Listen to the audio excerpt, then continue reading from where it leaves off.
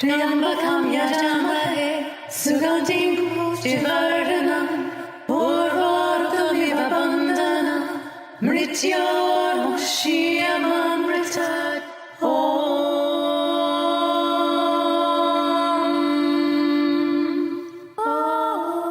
Hi, this is Amelía Eon Karis. Hey everyone, it's Satya, and you're listening to Love, Sex, and the Hidden Agenda.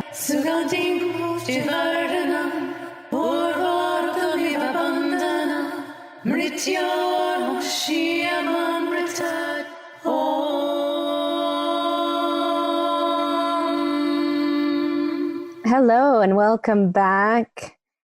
This is Amelía here, and Satya's on the line with me, and we are going to jump into a really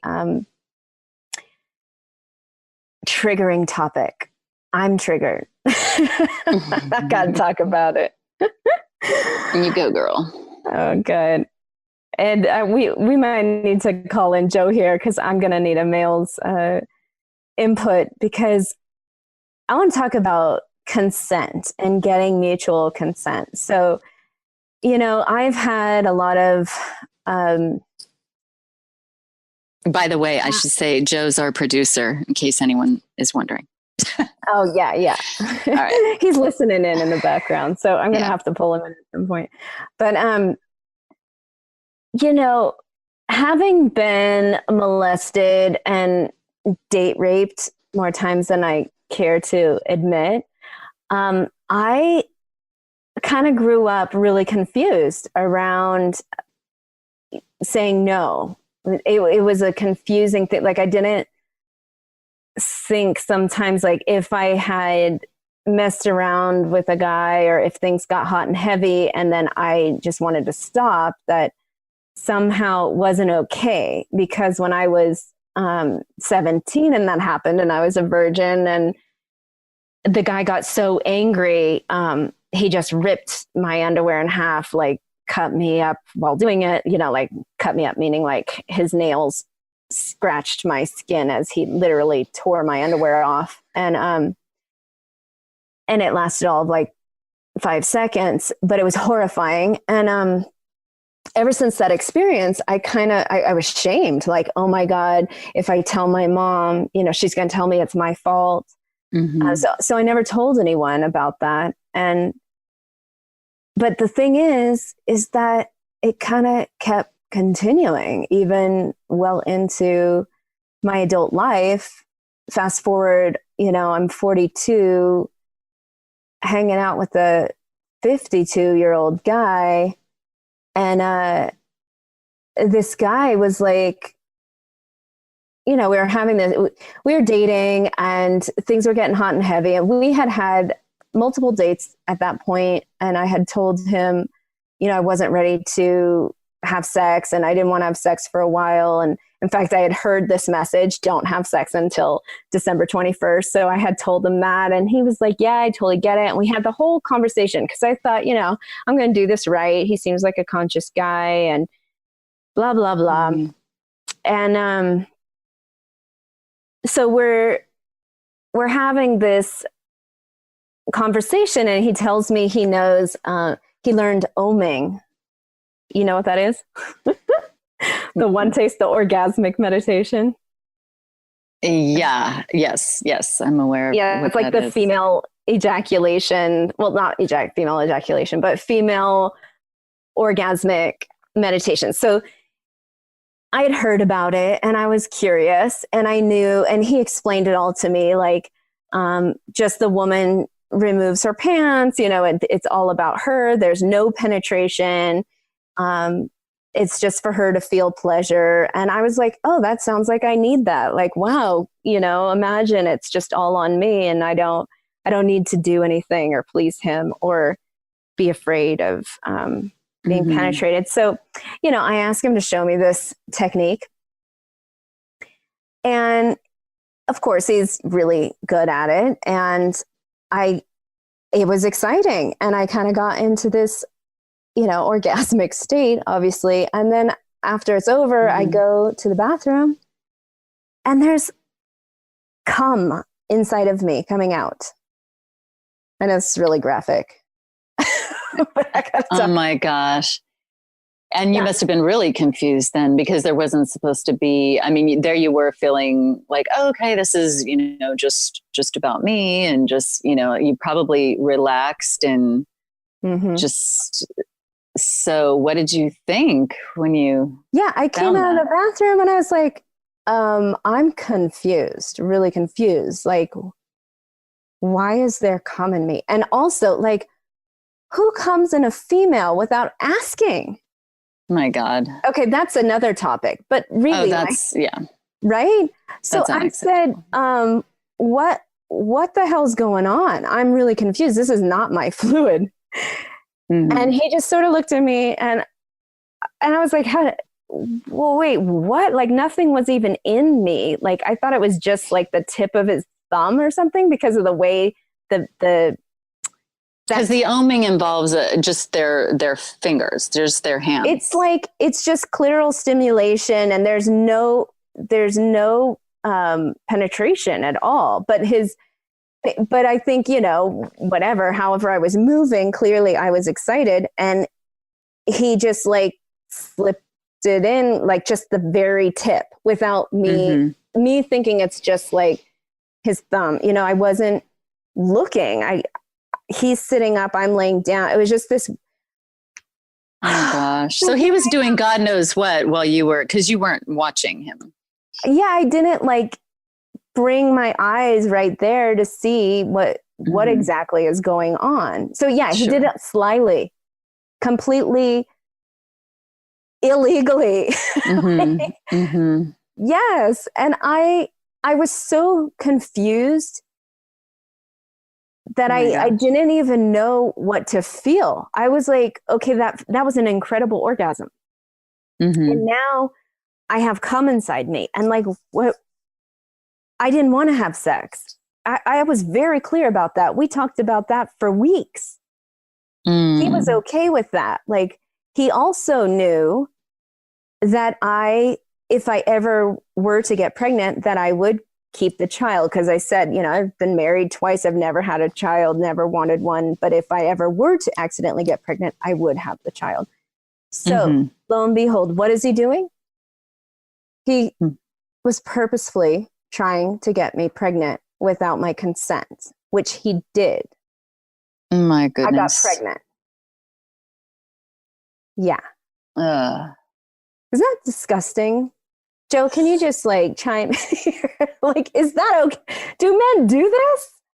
Oh gosh. Have you heard of any guy like just I'm just boggled. No good man does that. I'm just going to say that. Well, yeah, like no good man is going to do something like that. Anytime a man does something like that or says he's going to do something for you and turns it into something that was a lie is trickery. I mean, if you ask me, it's rape. I don't care how into it you got, and some people say that, well, it was just a moment and things got carried away or whatever, and that's not even the case. I don't think with this, because I don't really understand the technique, but it sounds to me like he told you one thing was going to happen and something else happened and you got pregnant. See, that's, in my mind, that's rape. It's rape, and it was so confusing. Yeah, and I only got that now, like, I think it's 4 years later or something. Yeah, I only understood it was rape recently. That's how confused I was. I was so confused, and because I had an orgasm, like I was just like, oh, I guess that was okay. Like I was literally, I remember I went into a really weird state of mind. I was kind of scratching my head like, oh, did I just like go against my vow that I had to myself? Like, to not sleep with this guy. I'm like, oh, I guess I already slept with him. And so then the next time we were sexual, I did allow him to sleep with me, like to penetrate me. And I was like, it was all very confusing every single time. And I only dated him for a couple of months. And I realized that his entire intention was to trap me. Like he wasn't, on paper, he looked like a good guy, you know, Stanford grad, had his own business in the conscious business scene. Like, here's this, you know, meditator who supposedly, you know, like he kind of checked off the boxes of what I thought was a good guy. He's a piece of shit. Right. Yeah, thank you. It's really painful to realize. So I did have an abortion because the second I got pregnant, it's like everything, I got terrified of him. And then I started seeing he was sort of like had this other personality, this very controlling psychosis that it scared the crap out of me. And I went into complete terror and I just wanted the baby out of me immediately. I saw that this guy was trying to take me off course, who was trying to get me pregnant. And I saw my probable future. I was going to be on welfare and like all messed up. Yeah. Stuck with that guy for the rest of my life. Oh, I had his child, like stuck with having to contact him or being. And you would have been. Yeah. Yeah. And I was like, no. And so I had the abortion, which was terrifying, horrible experience. I don't wish that on anybody. And then all this memory started opening up for me. And after the abortion, we were still like I was trying to do it all, I don't know, consciously and kind. And, you know, I realized it had affected him also that I, you know, aborted our baby. And so I was open to like going through the process with him until he became my stalker. He was literally stalking me. He would not give me space. I would tell him I can't talk for a while. I need space. And then he would like contact all my friends. And then one bad thing was happening. My house burned down a couple months after the abortion. And I was like, he tried to come to my rescue and like think that he was going to be the knight in shining armor again. I said, no, you need to stay away from me. Like, he scared me. And I didn't realize it was because he had raped me, but my unconscious energy towards him was terror and fear, like, go away, stay away from me. But then he started contacting all my friends and they were like, oh, but he loves you so much. I'm like, no. You don't understand. This guy is not who he says he is. And then he reached out to my ex-husband. He found him in India and became his student. And like a year later, I'm talking to my ex-husband just randomly. And he's like, oh yeah, that guy you dated, he's, your ex-boyfriend, he's my student now. And I was like, wait, what? How did he even find you? So I don't know why I had to share all this, because I really hope anyone who knows who I'm talking about checks this dude. Not going to out him right now because probably ruin him, but oh my God. You're so brave to just, yeah, absolutely. I mean, that's the ultimate. I would have felt so betrayed and so angry, and that's women who experience any kind of sexual assault or rape are feeling anger is the number one feeling. You have to go through that. You have to feel that. And like you said, I think for so many women, the natural thing is to, be kind, be nice, think that it really wasn't what it was, or we should still be cordial. We should try to take responsibility. We're all about like, well, somehow what was our part? Okay, I agreed to let him touch me. Oh, well, then somehow maybe it's my fault. This is how this kind of stuff gets so mixed up in our culture and in these situations. This is why it's so confusing. I had a friend in high school who went off campus, and she wasn't supposed to go off campus, but she went off campus with a boy. And that morning she had borrowed her mom's favorite skirt. It was some super ridiculously expensive, some kind of name brand skirt. And her mom didn't know that. She went off campus to have lunch with this boy, and maybe she really liked him, and they were dating, and she, you know, probably wanted to kiss him or something like that. Well, he ended up fully raping her, and the skirt got all messed up. And don't you know, she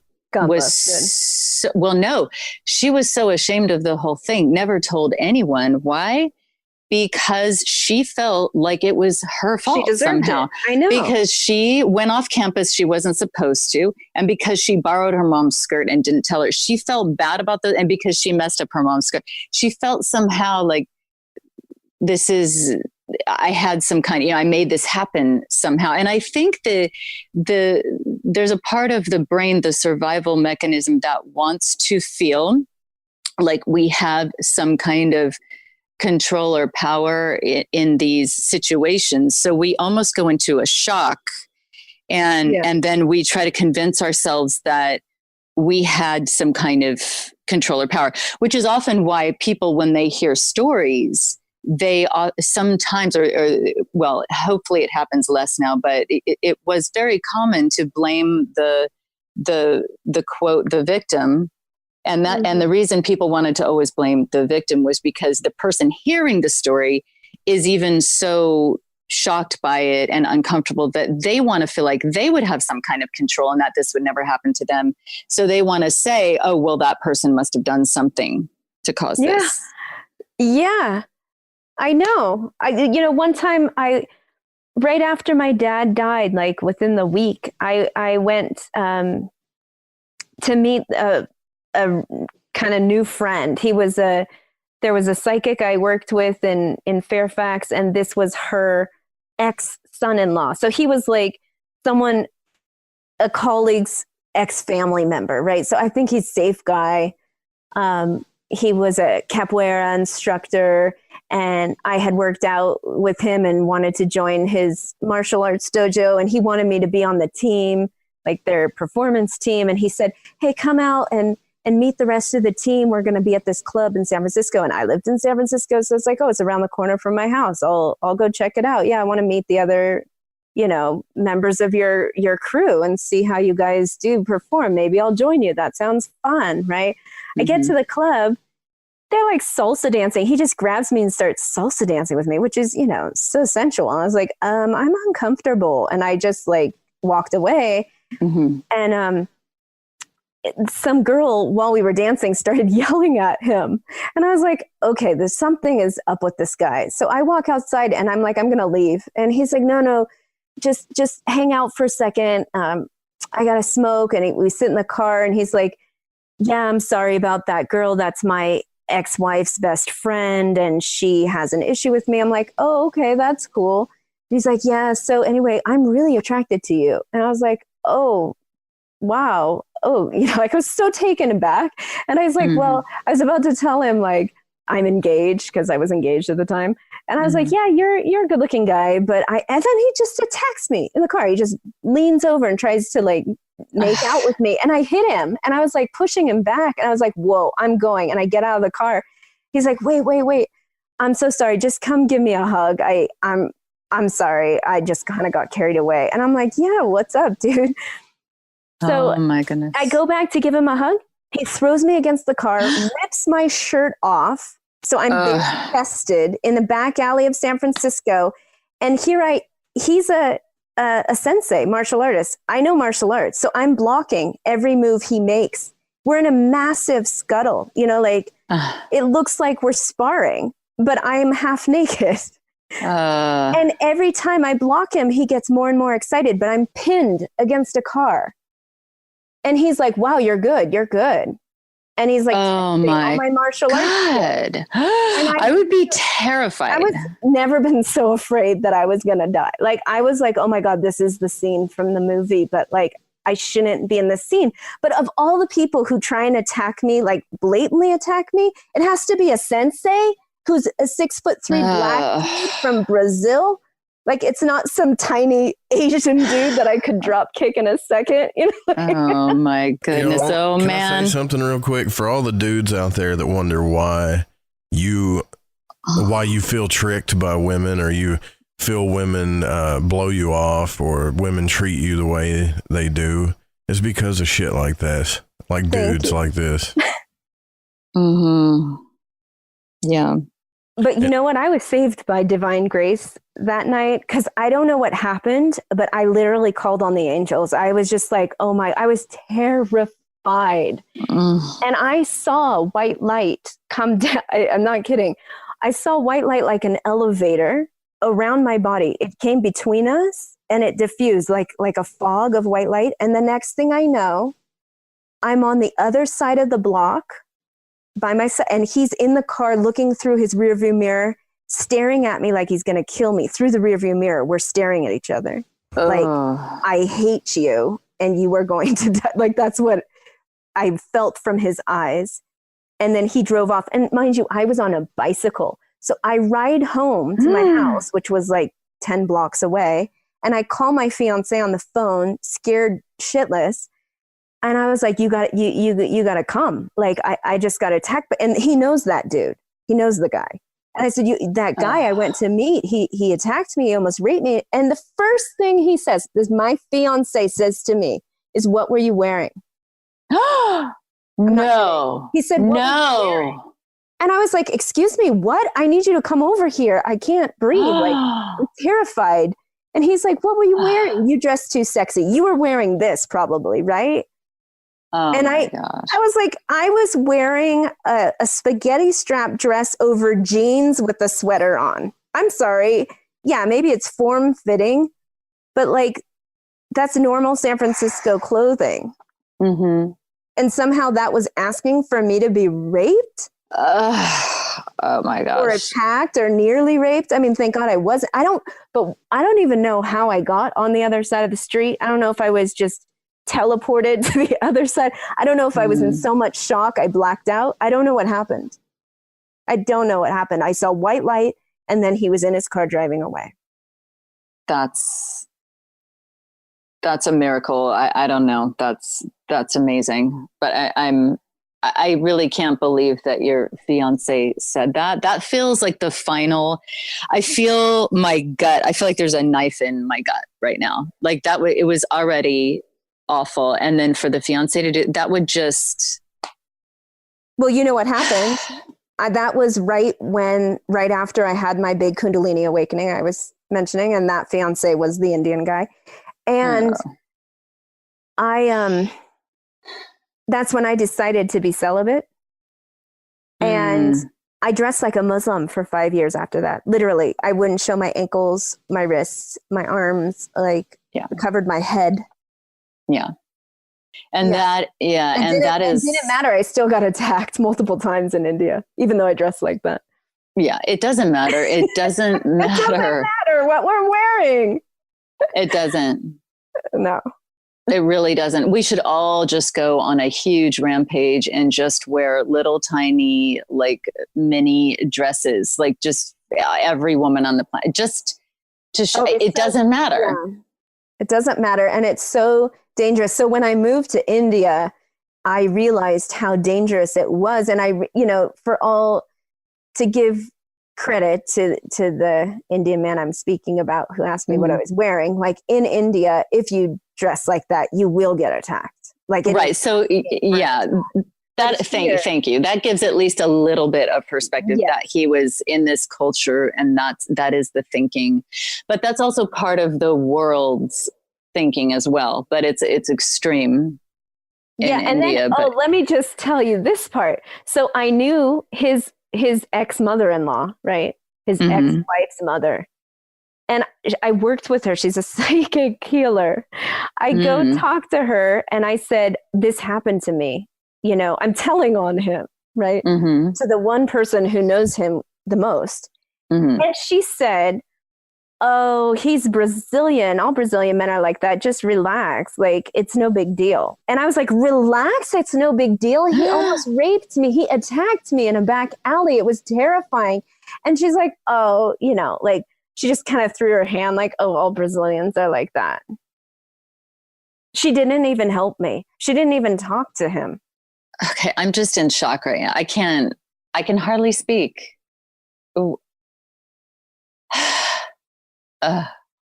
It's just this is one of those things where when it just really settles in, the gravity of I just feel like I've been sort of fighting for this much of my life, and there's still so far to go with it. Yeah, it makes me so sad. Like, I just feel like yeah, because there are other cultures. Understand how scary it is. No, and then they call us bitches when we freak out, or when we aren't nice to them. Mm-hmm. Yeah. I think they forget that we've lived in fear our whole lives. I mean, I don't remember a time, even when I was a little girl, that I thought, that I didn't have the fear in my consciousness about something like that happening, or every single time I get in the car, or every single time living in a first floor apartment, you can't do that. Somebody could crawl in the window. I mean, just every little tiny thing in life. Mm-hmm. It's something that we have to think about. You can't leave your drink unattended if you're out somewhere. Somebody might put something. I mean, you can't go to a party without, you have to have your other friends with you. You have to all make an agreement that you all look after each other, that you all leave together, that you all, I mean, it's a huge thing. I mean, luckily I always had that. I had those kind of friends and those kinds of, but to think that that's just what normal, how life has to be. Yeah. Well, go back to the guy I mentioned, when I was 17 and I was date raped or whatever. That happened in my own bedroom, mind you. Mm. And, people saw his car in front of my house. And so when I went to school the next day, and I was on the volleyball team, and we had to wear these like really short shorts. They're like, for our volleyball. Mm-hmm. So I'm in these short shorts, and I have bruise and cuts all over my leg. Obviously, I was raped. It's obvious, right? And everybody is looking at me the next day that I'm this dude's girlfriend, that I slept with him. Oh no. And so they're like, oh, she slept with him. Like, it just takes one conscious person to look at me and realize I've been raped. But no, I didn't even speak about that until I was in my 20s. It's like I figure it out way after it happened. Like with this guy who got me pregnant, I figured it out 3.5 years. And no wonder why I was freaking out on him. Yeah. And he kept thinking like I'm overreacting. And I was just like, get away from me. And all my friends thought I was being paranoid. I'm like, something's wrong with that guy. Like it's the shortest man I've ever dated. Like the shortest span of time I've ever dated someone. Was this in California? I think I hung out with him for 3 months. Was it in California? Yeah, in the Bay Area, in Oakland. The defendant induced sexual intercourse by making a fraudulent representation. The victim was unconscious, asleep, or otherwise unaware that sexual intercourse was happening. Whoever you are, you raped Amelía. You're a criminal. You should be locked up. Absolutely. Definitely you're a sociopath, especially if you're out there trying to, be a student of her husband's and trying to pretend like, oh, I'm really just a friend. Oh, yeah. Psycho.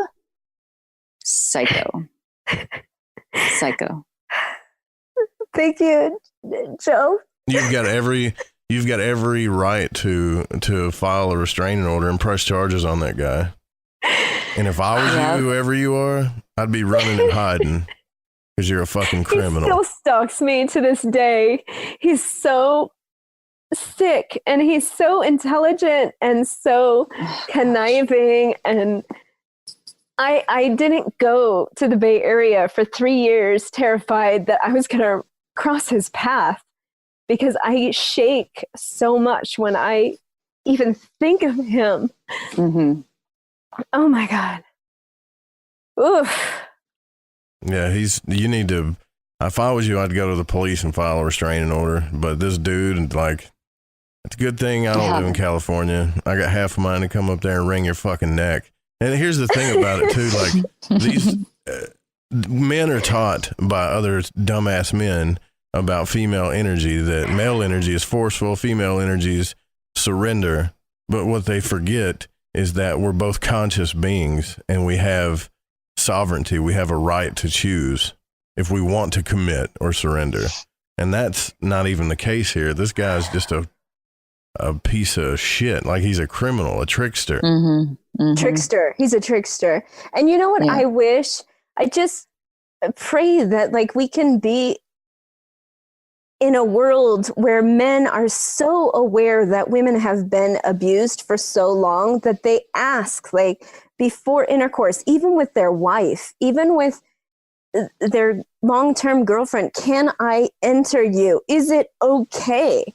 Before they just insert themselves. Like, it's not okay to just assume that because they're excited or because they're having a good time, that means they're also okay for sexual intercourse. It's not like that. Our bodies don't work like that. There's so much emotional and, I don't know, psychological triggers that go into being penetrated that like we're housing a lot of energy in there. And it's not to just be like entitled to or, you know? Mm-hmm. Thank you for being so forthcoming and just brave and just truthful. Yeah, I'm sick of I was ashamed that he got me pregnant. I was ashamed that I had an abortion because, you know, I grew up feeling like abortion is terrible. Like if I ever had the gift of a child, I was going to have it, you know, and I never wanted a child. So I made sure I never got pregnant. And to be 42 years old and all of a sudden pregnant from a 50-year-old who had a 12-year-old, you know, it's like, wait, what the hell is going on? Like, this should happen. Maybe this happens when you're 17, right? Not when you're 42. Thinking I'm with a conscious dude. The guy's a total false impression of what he says he is. I mean, it's just the whole like new age and then I see him like, you know, promoting his work and I could go on and on about the things he's done. There's so much and it's so under the radar and he knows it. He knows exactly how to be the snake that doesn't get caught, you know? Mm-hmm. It's disturbing, so deeply disturbing. Yeah. Thank you guys for holding that energy, helping me like shed this. Is the guy still bothering you to this day? That's a problem. He still bothers me to this day. He still lurks around. He just sent me, you know, this is how ridiculous he is. A couple months ago, I get a package in my P.O. box, to whom it may concern. And it's my own book inside the envelope. To whom it may concern, I purchased this book online thinking that the author was going to sign it. Please kindly have the author sign this book to my daughter, and then spelling her name, I'm not going to mention it, and return in the self-addressed stealth envelope. And then he signs it 333, which is my magic number, and I have it like tattooed and marked all over my body. And what? Really? Psycho? Is he 12? He's like 50 something now, 56? Twisted. That's so twisted. A 56-year-old man. Yeah, he knows what he's doing. In the spiritual arena of you know, actually I'm going to give him what if I say more, but it's just like sick person. And then I almost went to the cops, and I even scoured my social media, everything. He's constantly trying to jump on it with a different name, hiding, getting my emails, whatever he can find, even though I've blocked him. It's constant. He's total stalker, psycho. I kind of like Joe's idea of filing a restraining order and having it be on a record that somebody has, he's been accused of rape. that it's on record somewhere. I would go to the police and say, this happened when I was 17. Or whenever it happened. I'm too scared to talk about it now, but the guy's been stalking me for years and I'm tired of living this way. He didn't do the 17-year-old thing. That's a guy from high school. Well, whenever it happened, and let him know when it happened, how it happened, and all the stuff he's doing. And if they ask for evidence, provide as much as you can with whatever you can, and they can file a restraining order on the guy. You know, just get him away from you. And this guy is obviously going to use this technique. Oh, I'm a professional, He's to be Stanford doing grad. this. Yeah. Oh, and I went to Stanford. That right there, bachelor's and master's Don't at matter. Stanford. everyone's going to trust him. Every girl, he's going to do this over and over and over again to other women. He already has. I've already found out he has a track record. There's more. I found out so much. And it's like we need to band together and figure out how to have proof.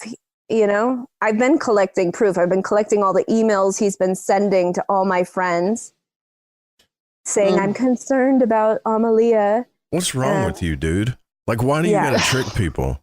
I mean, obviously you're not an ugly chud or something. I mean, you can talk to women. No, he's a good looking guy. You think you can't have sex with women without tricking them? What kind of weird, fucked up person are you? Yeah. That's right. It's weird. I mean, listen, I can think of the times in my life when I've had sex with women, and every single time, you know, I didn't say in a sentence like, hey, is it okay if we have sex? But I knew it was okay by communication, you know?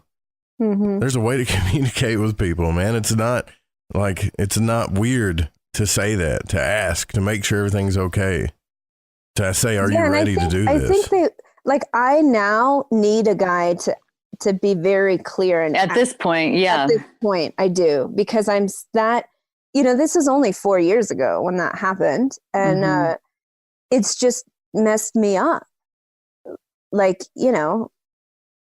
Yeah. He planted his DNA in me. Like, it messed me up. And it's not cool.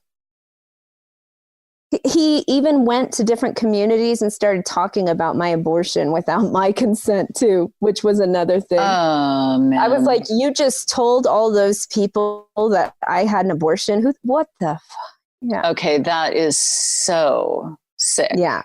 And twisted. Nobody does that. I know you've heard this phrase from stupid Southern men, like, this guy just probably has never had his ass whooped before. But yeah, he needs his ass whooped. That's the case here in all forms of that phrase. Like, you need your ass whooped. If that guy got locked up in prison, though, it would be bad for him. He should have been locked up. I mean, I'm sorry you were.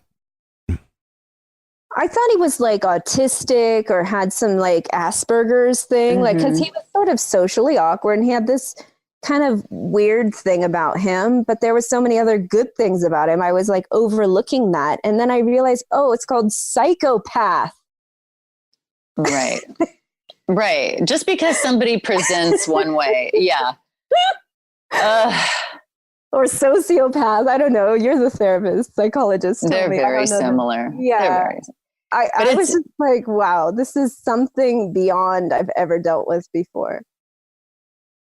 Yeah. And then, I mean, because of what had happened to you before when you were 17, and this might be, I think it's about time for us to wrap up, but our next episode, we might want to talk about your first experience with sex can, it trains, it causes an entrainment with our brains for future sexual experiences and for orgasm but also just on another note, it sets up an energy. We kind of have a setup for future things happening like that, where we're, and some people are thinking, wait, how can this happen to me more than once? Or, people, it's because these people who have this type of darkness, they sense it. They sense that something has happened and they somehow feel like they can do this to a person who it's already happened to. Somehow they know. And this used to be, I mean, now I would say, now I completely understand how that, because now it's an energy thing. But back then, learning in psychology, it was thought of as, you have this setup, it happens to you, it's more likely to happen again. I mean, it was a well-known thing. Oh, but there's so much I could say on that, but let's do that in our next episode, because that's a big, the imprint. Yeah. The sexual imprint. Yeah. All right. Thank you for listening. We will see you in the next episode. Take care.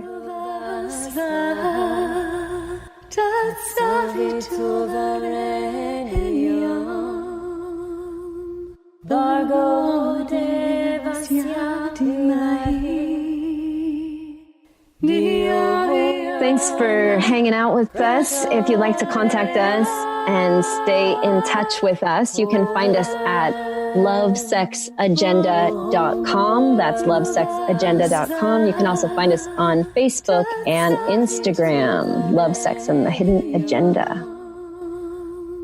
Bhargo devasya dhimahi